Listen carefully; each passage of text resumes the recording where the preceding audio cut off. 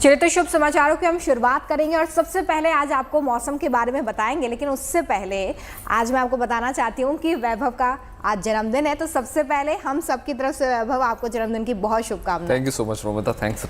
चलिए तो मौसम की बात कर लेते हैं, क्योंकि इस वक्त मौसम दो चैलेंजेस लेकर आ रहा है। एक तरफ तो उत्तर भारत में भीषण गर्मी से लोग परेशान हैं, तो वहीं ओडिशा और बंगाल के समंदर में तूफान ने सर उठा लिया है।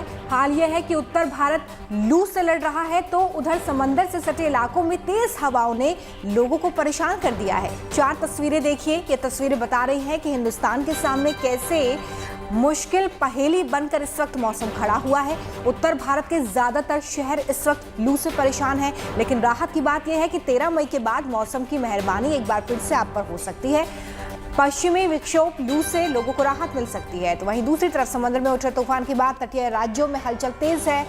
समंदर में ऊंची लहरें नजर आ रही है। मछुआरों को हिदायत दी गई है कि वो समंदर के पास ना जाए। देखिए, हालांकि राहत भरा समाचार ये निकल कर आ रहा है कि अगले कुछ घंटों में बंगाल की खाड़ी में उठा तूफान जो है कमजोर पड़ने वाला है। लेकिन उससे पहले इस तूफान के कारण उड़ीसा, आंध्र और पश्चिम बंगाल में जोरदार बारिश का अलर्ट जारी किया गया। तीनों राज्यों के तटीय इलाकों में तूफान से राहत बचाव के इंतजाम लगातार किए जा रहे हैं और उसी सिलसिले में सरकार भी अपने कदम बढ़ा रही है।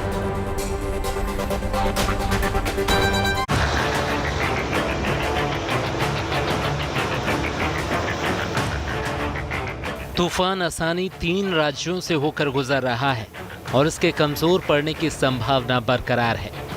लेकिन जिन राज्यों पर इसका असर पड़ रहा है वहां अब भी सावधान रहने की जरूरत है, क्योंकि तूफान से तबाही का खतरा अभी टला नहीं है। तूफान के असर के चलते आंध्र प्रदेश, ओडिशा और पश्चिम बंगाल के कई तटीय समुद्री इलाकों में तेज आंधी और बारिश का दौर जारी है। मौसम के जानकारों के मुताबिक ये तूफान आज बड़ा रूप ले सकता है। मौसम विभाग के मुताबिक इसके कारण ओडिशा, आंध्र प्रदेश और पश्चिम बंगाल में भारी बारिश हो सकती है, लेकिन आने वाले समय में ये कमजोर पड़ जाएगा। Up to 10th, it will move northwesterly direction and will reach West Central Bay of Bengal and adjoining northwest of Bengal of North Andhra Pradesh and Odisha coast. After that, it will recurve and move towards northwest Bay of Bengal of Odisha coast. While recurving, it will gradually weaken into a cyclone, from a severe cyclone to cyclone within 36 hours. मौसम के जानकारों के मुताबिक तूफान के चलते आज यानी 10 मई को ओडिशा और आंध्र प्रदेश में बारिश हो सकती है। कल 11 मई को आंध्र प्रदेश, ओडिशा और पश्चिम बंगाल के समुद्री इलाकों में बारिश होगी।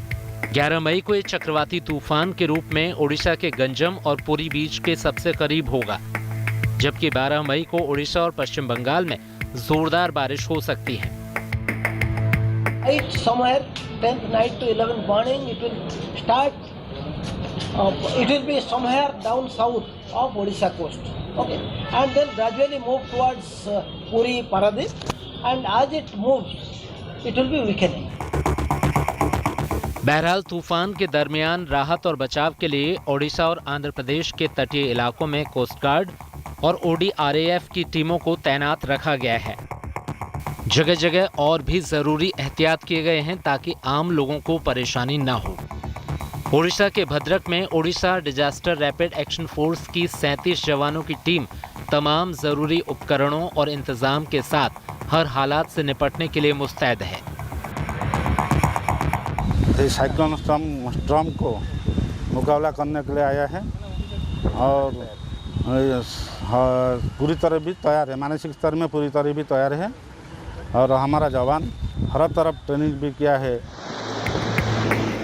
माना जा रहा है कि तूफान के असर के चलते झारखंड, बिहार और उत्तर प्रदेश के पूर्वी इलाकों में भी मौसम के रुख में बदलाव के आसार हैं। इन इलाकों में 11 और 12 मई को तेज तूफानी हवाओं के साथ बारिश हो सकती है, जिसके कारण गर्मी से राहत मिल सकती है। Bureau report, good news today.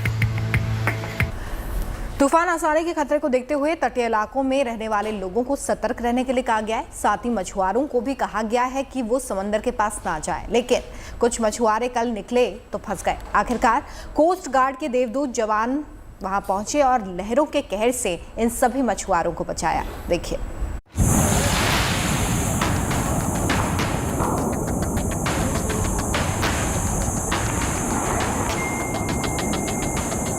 तूफान के दरमियान चला रेस्क्यू अभियान। ये तस्वीरें उड़ीसा के गोपालपुर से 20 किलोमीटर दूर सोनापुर बीच की हैं। एक तरफ तूफान आसानी की तीव्रता के कारण समंदर में ऊंची ऊंची लहरें उठ रही थीं, तो दूसरी ओर तेज रफ्तार से हवा चल रही थी। तूफान के असर के चलते मौसम बेहद खराब हो चुका था और वाइजैक से गंजाम आ रहे मछुआरों की एक नाव इंजन फेल होने के कारण लहरों के बीच फंस चुकी थी। राहत और बचाव में जुटे प्रशासन ने इसकी सूचना मिलने पर तत्काल कोस्ट गार्ड से संपर्क किया। कोस्ट गार्ड के जवानों ने मौसम की परवाह न करते हुए जांबाजी दिखाई और देवदूत बनकर पहुंच गए। उन्होंने तेजी से कार्रवाई की और समंदर में तूफानी लहरों के बीच फंसी नाव पर सवार 11 मछुआरों को सुरक्षित बचाकर निकालने में कामयाबी हासिल की। I got in touch with Coast Guard, Indian Coast Guard, Bhubaneswar DIG, Mr. Beast, as well as Paradip DIG, Mr. Singh, and promptly they have responded. I talked to them somewhere around 4:40 p.m. and by 4:55 p.m. one helicopter started its service, and they have reached the site at around 4:45, and 5 minutes back already 3 persons have been air evacuated from this boat. इस rescue operation को advance light helicopter mark 3 की मदद से अंजाम दिया गया। तूफान आसानी भले ही कमजोर पड़ रहा है, लेकिन इसके चलते उड़ीसा समेत कई राज्यों के तटीय इलाकों में आज भी तेज आंधी और बारिश की आशंका है। ऐसे में मछुआरों को समंदर में न जाने की सलाह दी गई है। स्थानीय लोगों को भी एहतियात बरतने को कहा गया है। प्रभावित इलाकों में प्रशासन अपनी तरफ से राहत और बचाव के लिए पूरी तैयारी के साथ मुस्तैद है, ताकि किसी भी स्थिति से निपटा जा सके। अनुपम मिश्रा और मोहम्मद सूफियान के साथ bureau report, good news today.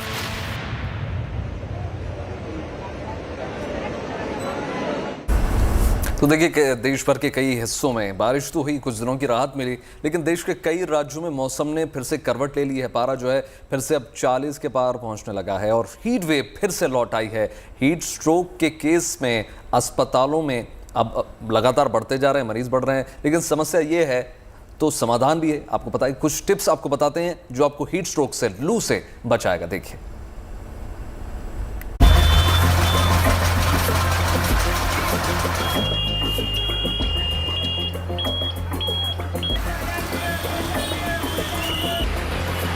फिर से टेम्परेचर का टॉर्चर झेलना होगा। एक बार फिर से लू का लॉकडाउन लगेगा। फिर से धूप जलाएगी।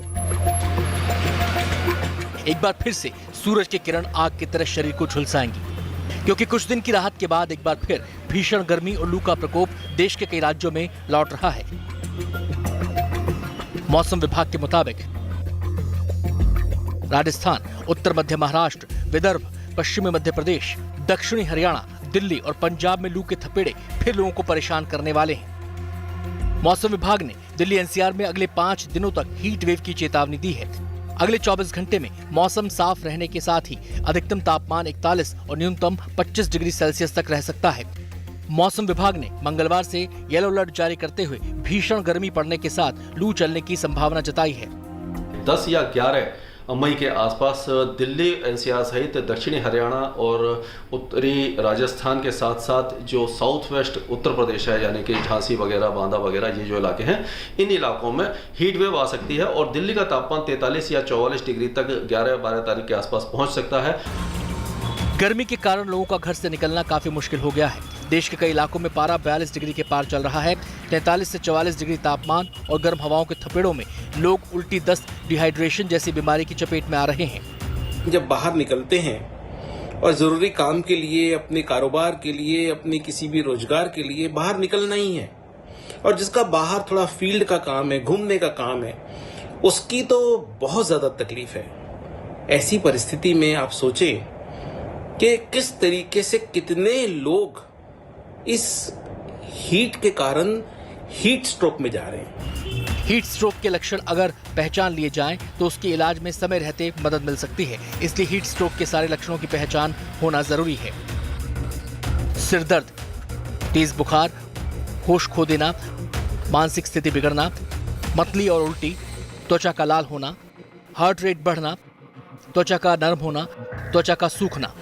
दिल्ली को पिछले 20 से 30 सालों में देखें तो जो यमुना रिवर के आसपास और पूरी दिल्ली के आसपास जितना घना एक ग्रीन बेल्ट थी, घना जंगल जैसा था, वो सब अब कंक्रीट के जंगल में बदल गया।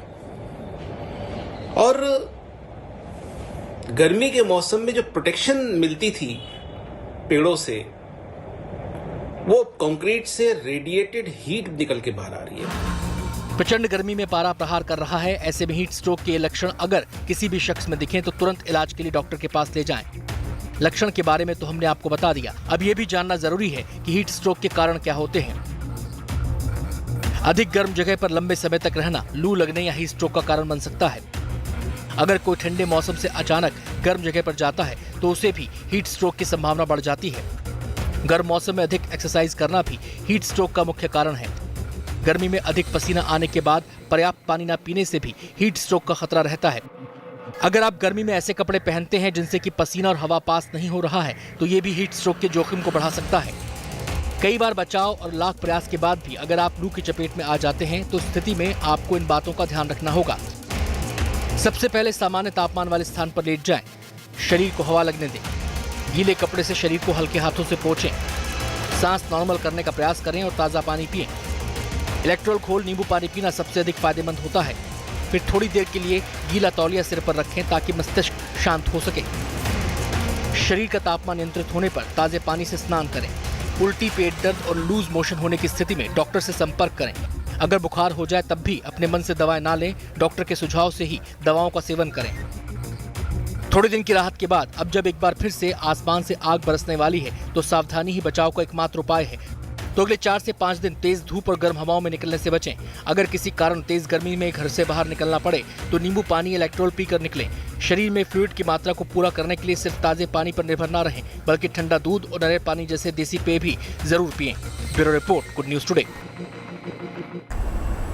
और आइए अब बात अतिक्रमण पर बुलडोजर के प्रहार की करते हैं। कल शाहीन बाग में पहले दिन विरोध के चलते एमसीडी खास कार्रवाई नहीं कर सकी है, लेकिन एमसीडी दिल्ली वालों को अतिक्रमण से आज़ादी दिलाने के लिए पीछे हटने के मूड में नजर नहीं आ रही है। आज फिर एक बार एमसीडी का बुलडोजर दिल्ली में बोलने वाला है।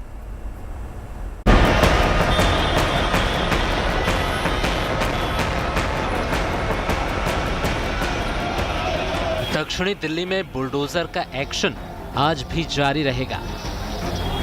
एसडीएमसी ने तमाम इलाकों को अतिक्रमण से आज़ादी दिलाने के लिए जो कार्रवाई शुरू की है उस पर अब ब्रेक नहीं लगेगा।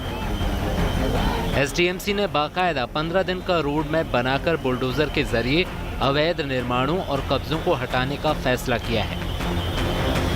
इस कड़ी में कल बारिश शाहीन बाग की थी तो आज न्यू फ्रेंड्स कॉलोनी और फ्रेंड्स कॉलोनी समेत कई इलाकों में बुलडोजर चलेगा और अवैध तरीके से किए गए निर्माणों को हटाया जाएगा। हमने पूरा रोड में 15 दिन का बनाया हुआ है, चाहे कैप्टन गौड़ मार्ग हो, राजा धीर सेन मार्ग हो, श्रीनिवासपुरी हो, खड्डा कॉलोनी हो, बदरपुर का हो, ये सारी चीजें ऑलरेडी हमारे जहन में, जिसका रोड मैप हमने बना करके आप लोगों के साथ शेयर किया है, इस पर कार्रवाई होगी। एमसीडी का कहना है कि इस मामले में किसी तरह की नरमी नहीं बरती जाएगी। अमीर हो या गरीब, जिसने भी कानून का पालन नहीं किया उसे खामियाजा भुगतना होगा।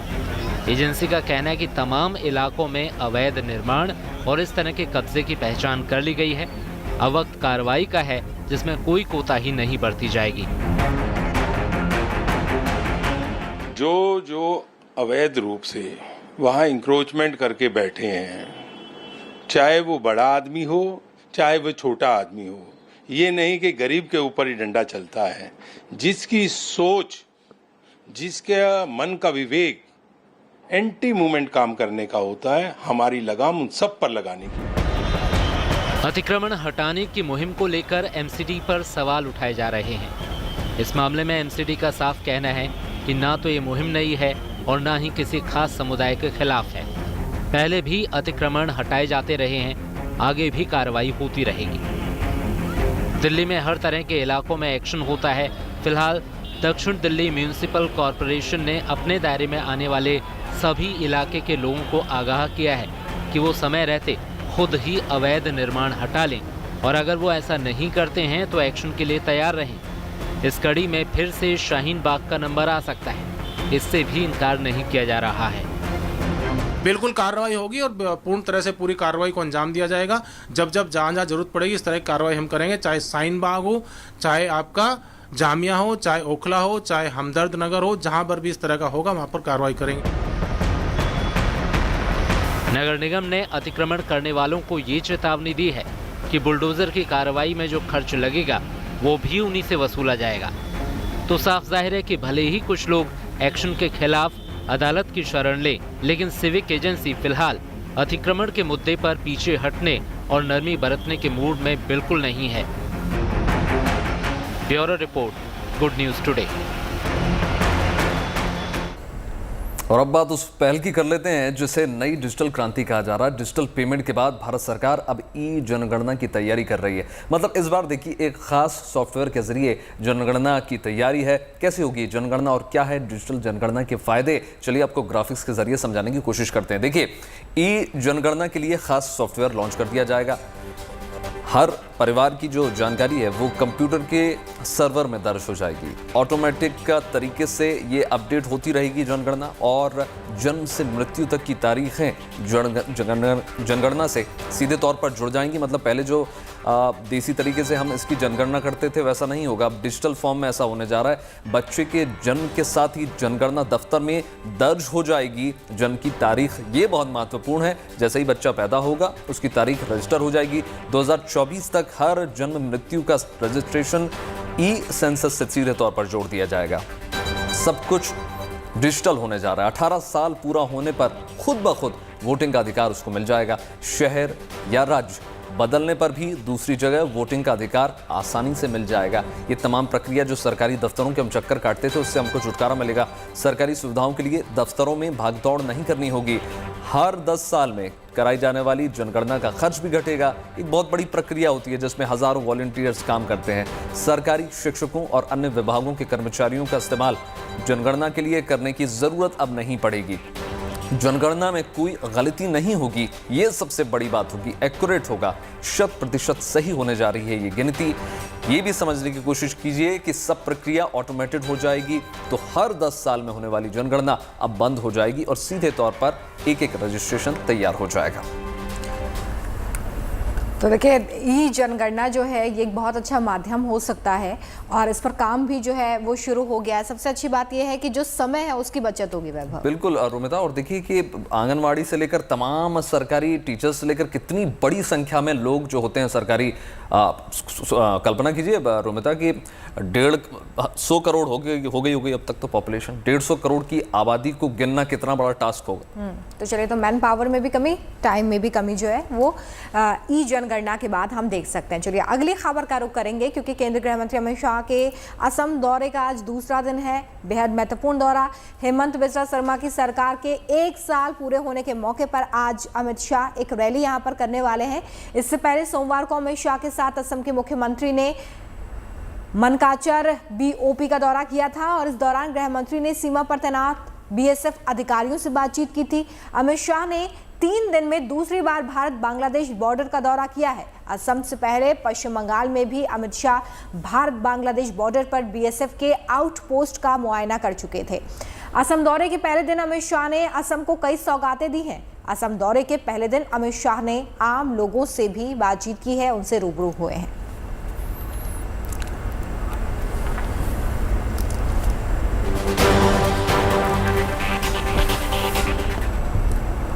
तो चलिए अब आपको उन खबरों के बारे में बता देते हैं जिस पर देश और दुनिया की नजरें टिकी हुई हैं। देखिए, देशद्रोह कानून के प्रावधानों पर पुनर्विचार होगा।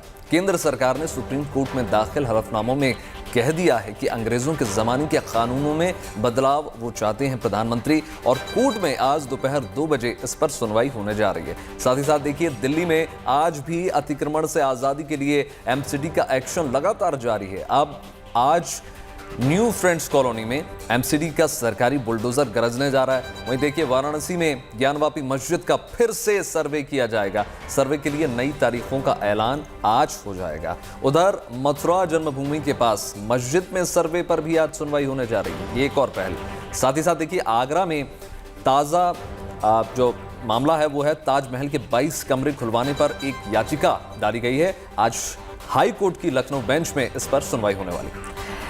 मोहाली में इंटेलिजेंस दफ्तर पर रॉकेट ग्रेनेड से धमाका हुआ है। राहत की बात यह है कि धमाके में किसी के हताहत होने की खबर नहीं है। अगली महत्वपूर्ण खबर यह है कि मोहाली धमाके के बाद पूरे पंजाब में हाई अलर्ट है। पंजाब के पुलिस अफसर और सीएम भगवंत मान खुद इस पूरे घटनाक्रम पर नजर बनाए हुए हैं। तो वहीं अगली जो महत्वपूर्ण खबर है वो ये है कि आर्थिक संकट से जूझ रहे श्रीलंका में गृह युद्ध के हालात बन चुके हैं। नाराज भीड़ ने श्रीलंका के प्रधानमंत्री और सांसद का घर जला दिया है। और ये सारी महत्वपूर्ण खबरें हैं जिन पर आज दिन भर आप गुड न्यूज टुडे पर खबरें देख सकते हैं। और बात करेंगे रेल यात्रियों के लिए आई एक गुड न्यूज की। रेलवे ने ट्रेनों में एक खास तरह की सीट लगाने की व्यवस्था की है जो लोअर बर्थ से जुड़ी हुई है। ये बर्थ खास तौर से रेल यात्रा करने वाले बच्चों के लिए है। इसे बेबी बर्थ भी कहा गया है, जो नीचे वाली सीट के साथ ही जोड़ दी गई है। उत्तर रेलवे के लखनऊ डिवीजन ने यह खास पहल की है। दरअसल मदर्स डे के मौके पर इसकी शुरुआत हुई है और इस सीट के जरिए उन महिलाओं को काफी फायदा होने वाला है जो छोटे बच्चों के साथ ट्रेन में ट्रेवल करती हैं। महिलाओं को अलग से स्पेस मिलेगा और वो अपने बच्चे को अपने साथ ही सुला सकती हैं। अलग से लगाई गई सीट में अलग से एक कोने पर स्टॉपर भी लगा हुआ है जिससे बच्चों की सुरक्षा भी रहेगी और गिरने से भी बच्चे बचेंगे। डीआरएम लखनऊ ने अपने ट्विटर हैंडल से इसकी एक तस्वीर भी ट्वीट की है। अभी ये सुविधा लखनऊ मेल के कुछ बोगीज में ही दी गई है। अभी इसकी शुरुआत एक पहल के तौर पर हुई है। इसे लेकर आने वाले रिव्यू के आधार पर आगे इसका काम बढ़ाया जाएगा और ऐसे में अभी इसे अलग से फेयर इसकी बुकिंग के तरीके को लेकर भी कोई जानकारी सामने नहीं आई है। यह भी पता नहीं चल पाया है कि आखिर अगर ये सीट जोड़ी गई है तो इसका क्या कुछ किराया होगा। तो इसको लेकर अभी जानकारी आना बाकी है, लेकिन बहुत बड़ी सुविधाएं उन माताओं के लिए जो छोटे बच्चों के साथ सफ़र करती हैं। हम देखते हैं वैभव कैसे ट्रेन में बच्चों के साथ जब माएँ सफ़र करती हैं तो काफ़ी परेशानियों का सामना करना पड़ता है। और जब हम छोटे थे रोमिता तो हम भी गिर जाया करते थे बस से, तो वैसे में बहुत सहूलियत ज़रूर हो जाएगी। चलिए, फिलहाल आपके लिए अभी तो ये सुविधा उपलब्ध नहीं हो पाएगी। देखिए, अब आपको आस्था और भक्ति की अद्भुत तस्वीर दिखाते हैं। वृंदावन के एक स्कूल में खुद बाल गोपाल पढ़ने आते हैं। क्लासरूम में बच्चों के साथ ही लड्डू गोपाल की प्रतिमा बैग, बोतल और टिफिन के साथ बैठी नजर आती है। पिछले 4 सालों से ये सिलसिला लगातार जारी है और भक्ति और विश्वास से बने भगवान इंसान की बनाई पाठशाला से ज्ञान पा रहे हैं, दुनियादारी का सबक सीख रहे हैं। देखिए,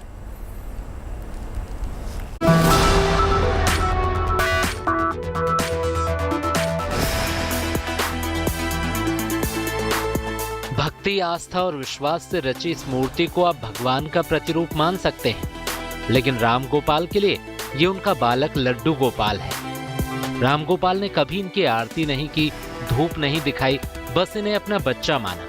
एक दिन पिता को एहसास हुआ कि बेटे को पढ़ाना भी तो है, लिहाजा राम गोपाल अपने लड्डू गोपाल को लेकर पहुंच गए संदीपनी मुनि स्कूल। तो 4 साल पहले लाला जी ने प्रेरित किया मैं स्कूल जाऊंगा, तो हम इसको कोई स्कूल ऐसा है ही नहीं था।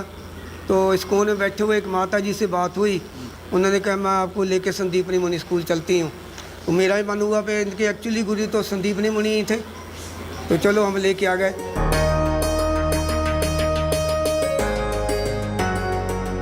ये अपनी तरह का अनोखा मामला था।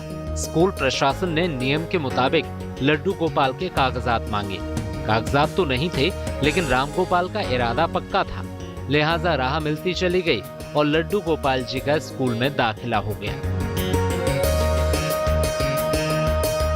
हमने ये भी नहीं देखा पे जहाँ पे लड़कियों का स्कूल है, तो हमने प्रिंसिपल जी से कहा तो वो कहने लगे भैया इसका पहचान पत्र लाओ, जन्म प्रमाण पत्र लाओ, जाति पत्र लगाओ। तो ऐसे तो गवर्नमेंट मानती नहीं है।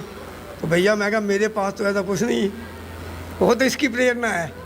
बाबा इसको पढ़ा के क्या करोगे? मैं क्या, देखो पढ़ाने की बात ये है, आप भी बीएड करके का कबूतरी तो पढ़ा रहे हो, इसने इतना पढ़ने के बाद क्या पढ़ाना है मुझे नहीं पता। पिछले 4 साल से ये सिलसिला चला आ रहा है। बाकी बच्चों की तरह लड्डू गोपाल भी अपने बस्ते, पानी की बोतल और टिफिन के साथ क्लास में पहुंच जाते हैं और ज्ञान हासिल करते हैं। तो ऐसे ही तैयार करके, जैसे आम बच्चा तैयार होता है, ऐसे ही तैयार होकर मेरे साथ ई रिक्शा लगी हुई स्कूल में, उसमें 7-10 बजे आ जाती है गेट पे, तो उसमें लेके जहाँ आ जाते हैं 12:30 पौने 1 जहाँ से छुट्टी होती हुए चले जाते हैं। लड्डू गोपाल स्कूल की तमाम एक्टिविटीज में हिस्सा लेते हैं, बाकायदा एग्जाम भी देते हैं। अब कक्षा 4 में पहुंच गए हैं, लेकिन नर्सरी के बच्चों के साथ ही इनका मन लगता है। इन बच्चों को भी लड्डू गोपाल का साथ खूब भाता है। जब भक्ति सच्ची हो, आस्था निर्मल हो, अटूट विश्वास हो, तो भगवान को भी जमीन पर आना पड़ता है, भक्त के इशारों पर नाचना पड़ता है। बाल गोपाल को कलयुग में भी संदीपनी आश्रम जाना पड़ता है। यकीन ना आए तो इन तस्वीरों को देख लीजिए। Madan Gopal Sharma, Mathura, good news today.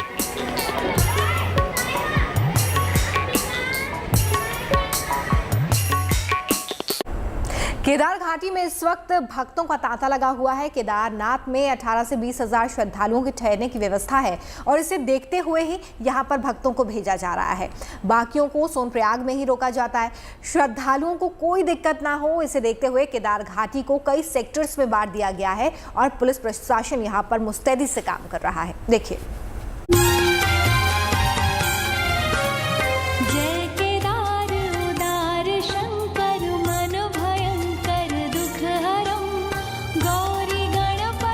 दो साल बाद केदार घाटी में भक्तों की ये रौनक लौटी है। बड़ी तादाद में श्रद्धालु बाबा केदार के दर्शन को पहुंच रहे हैं। आलम यह है कि महज 4 दिन में 75,000 श्रद्धालुओं ने महादेव के दर्शन किए। केदार घाटी की 60% आबादी केदारनाथ यात्रा पर ही निर्भर है। बड़ी तादाद में भक्तों के पहुंचने से यहाँ के कारोबारियों के चेहरे भी खिले हैं। इस बार केदारनाथ धाम में पहले दिन 23,512, दूसरे दिन 18,212 और तीसरे दिन 17,749 भक्तों ने बाबा केदार के दर्शन किए। भक्तों के उत्साह को देखते हुए उम्मीद की जा रही है कि इस बार केदार घाटी में रिकॉर्ड तोड़ तादाद में भक्त पहुंचेंगे। भारी तादाद में भक्तों की आमद को देखते हुए प्रशासन ने भी कमर कस ली है। पुलिस की तरफ से यात्रियों को फैसिलिटेट करने के लिए उनका उस समयबद्ध तरीके से दर्शन हो जाए और किसी प्रकार की परेशानी ना हो, इसको लेकर पूरी प्लानिंग कर ली गई है। ऊपर केदारपुरी को अलग अलग सेक्टर जोन में डिवाइड कर दिया गया है। हमारे 2 पुलिस उपाधीक्षक और 2 इंस्पेक्टर लगे हुए हैं वहाँ पर, उनके अंडर में पूरी फोर्स दी गई है। तो पुलिस की तरफ से पूरी व्यवस्था है। हर दिन दर्शन के लिए 25 से 30 हजार यात्री पहुँच रहे हैं। दोपहर बाद सोनप्रयाग में भक्तों को रोका जा रहा है। एक दिन में 18 से 20 हजार श्रद्धालुओं को केदारनाथ भेजा जा रहा है ताकि व्यवस्था ना बिगड़े और भक्तों को समय पर बाबा केदार के दर्शन हो सकें। Praveen Semwal, Rudraprayag, good news today. और अब वक्त तो चला है आपके फेवरेट सेगमेंट का, यानी सोशल मीडिया के वो मजेदार चटपटे वीडियोस जो आपके चेहरे पर हमेशा मुस्कान आते हैं। काम ऐसा करो के लोग कहे 150 रुपया देगा। और इसी के साथ देश और दुनिया की तमाम पॉजिटिव खबरों के लिए जुड़े रहिए गुड न्यूज टुडे के साथ। और खबरों को देखने का नजरिया रखिए पॉजिटिव, जैसा कि हम करते हैं। अच्छा देखिए, अच्छा सुनिए और देखते रहिए गुड न्यूज टुडे। नमस्कार।